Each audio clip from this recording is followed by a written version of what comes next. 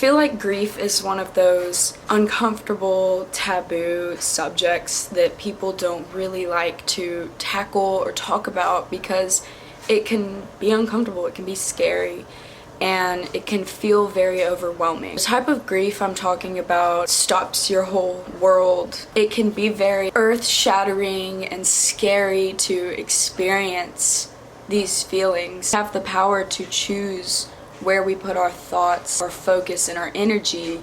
But that being said, sometimes you just really need to feel what you're feeling. Growing up in today's modern society and burnout culture and hustle culture, it can make grief feel like this problem to solve. So I feel like it's really important to remember that your grief and what you're going through and feeling is to be experienced and not solved and fixed. And remind yourself that what you're feeling and what you're experiencing are just feelings. They can't hurt you. Don't numb out and stop and resist the feeling, but you can sort of detach yourself by looking at it as I am the observer of myself experiencing these feelings. I am not these feelings. You don't have to let the feelings completely consume you, but sometimes when you're grieving, grief is so intense that the experience of grief is all consuming.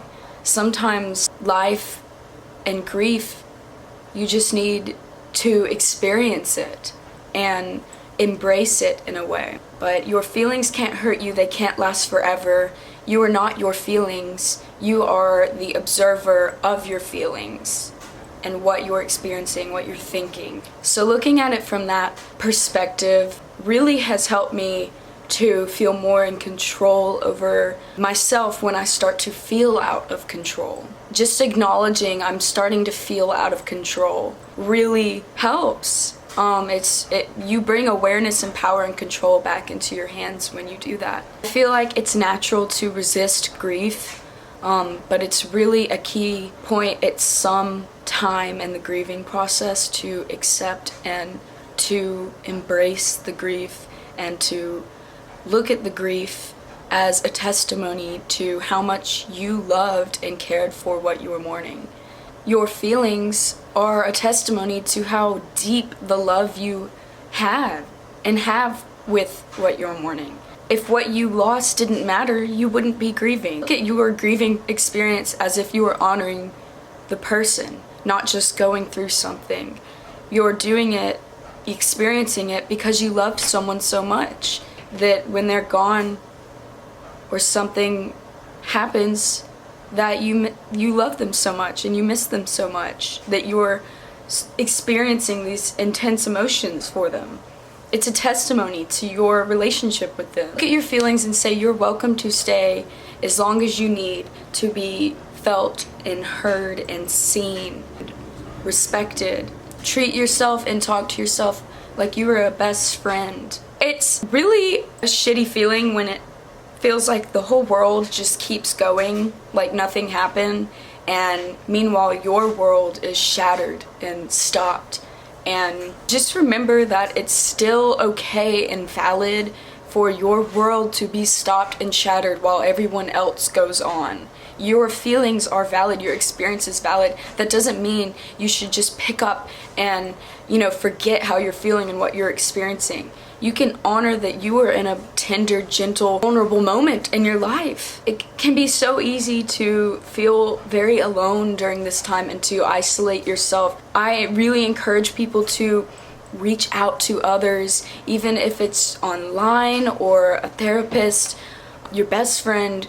Reach out to others continually because it's so easy to feel almost like you're a burden, but you're not. Your feelings are worthy of being talked about and discussed and felt and seen and heard. And accepting the situation can feel like a battle, but don't let yourself become cold and apathetic and numb to the world because the feelings are so intense that you'd rather feel nothing at all. Let yourself feel, because that coldness and that apathy, it might feel like strength and a shield of protection, but in the end it's just going to hurt you. You need to be vulnerable and feel and experience for these things to be processed. So let yourself feel your feelings. Feel your feelings when you feel them. You're experiencing something hard, allow yourself to deal with it. Allow yourself the time and the space. The time and the space to feel it and experience it. Therefore, if you're able to do that, you can eventually let it go in a way that feels good to you.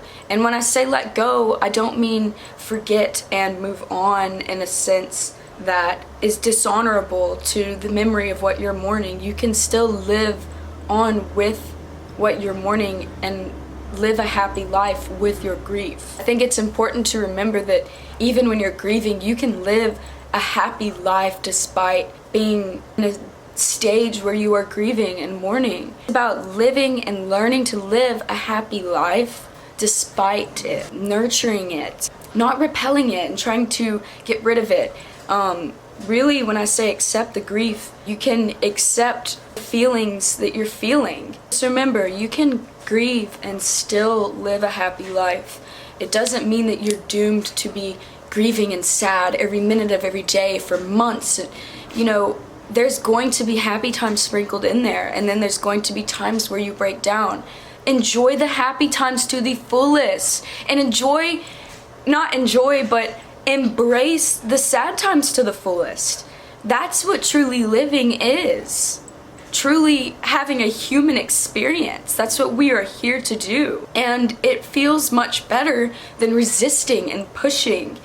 And when you're able to grieve fully, you're able to love fully and be happy fully. I really believe that. It's a spectrum. Just be gentle with yourself. Let your emotions flow. Let life flow.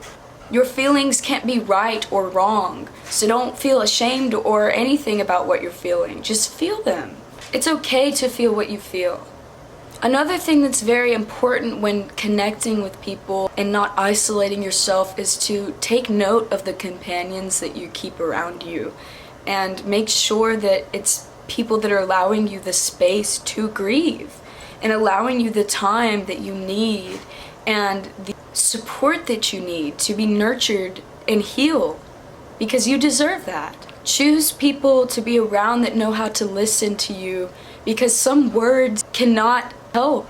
Some words just don't do what you're feeling justice and can't explain. Sometimes it just needs to be felt and experienced with someone, and that is a very reassuring and powerful thing. Realize and acknowledge that you're going through a trauma, something severe, and that doesn't mean that you should be scared and fearful, but it is a very important thing to acknowledge when you are being gentle with yourself. Remember to parent yourself, have healthy outlets, drink some water. Let's all drink some water. Make small, healthy goals that feel inspiring to you.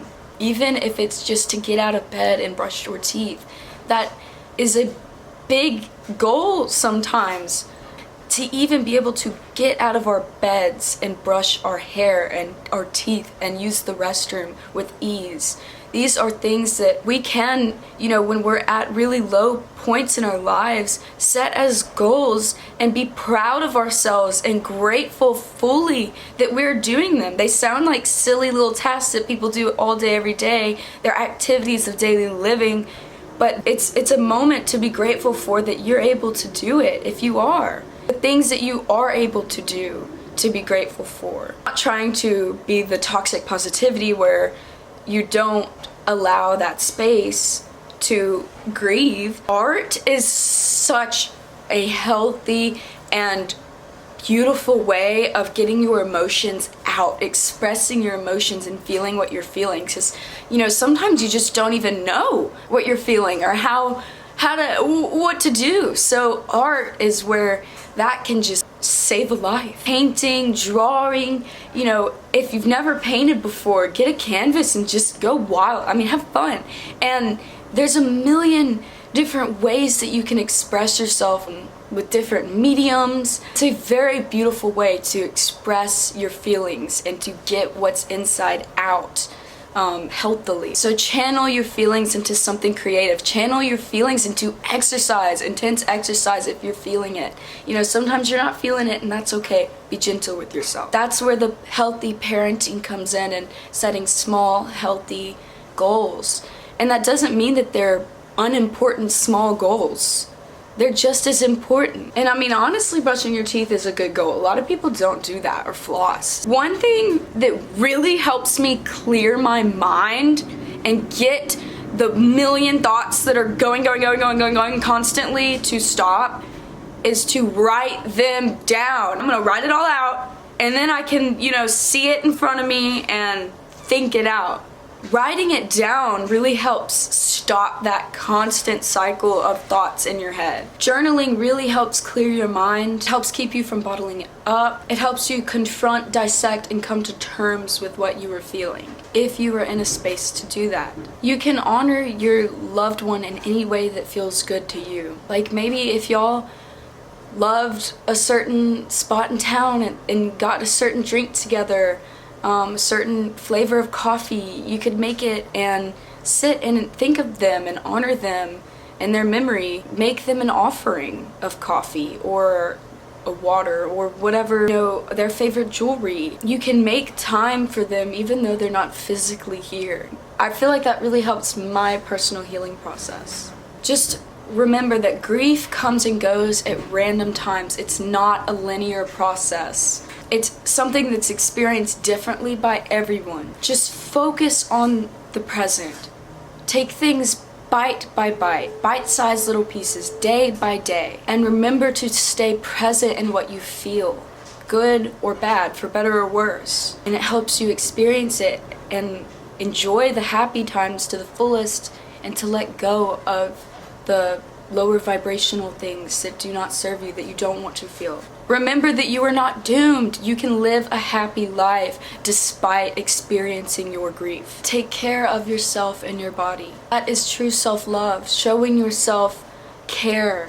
Don't isolate yourself, connect with others. Behind every experience there is great truth, and suffering has a very deep purpose, and being in the here and now will undoubtedly bring you illumination to your inner being. It gives you the opportunity to know that everything will be okay and trust that everything happens for a reason. One of the best ways to get into the here and now is meditation. Lastly, I'll never forget when I was 13, after I lost my mom, I found this quote online on Reddit, and it really helped me. So I'm gonna read it and hopefully it will help someone else out there. The quote is by G. Snow, Gary Soley, 1986, on grief. Alright, here goes. I'm old. What that means is that I've survived, so far. And a lot of people I've known and loved did not. I've lost friends, best friends, acquaintances, co-workers, grandparents, mom, relatives, teachers, mentors, students, neighbors, and a host of other folks. I have no children, and I can't imagine the pain it must be to lose a child, but here's my 2 cents. I wish I could say you get used to people dying. I never did. I don't want to. It tears a hole through me whenever somebody I love dies, no matter the circumstances. But I don't want it to not matter. I don't want it to be something that just passes. My scars are a testament to the love and the relationship that I had for and with that person. And if the scar is deep, so is the love. So be it. Scars are a testament to life. Scars are a testament that I can love deeply and live deeply and be cut or even gouged, and that I can heal and continue to live and continue to love. And the scar tissue is stronger than the original flesh ever was. Scars are a testament to life. Scars are only ugly to people who can't see. As for grief, you'll find it comes in waves. When the ship is first wrecked, you're drowning, with wreckage all around you.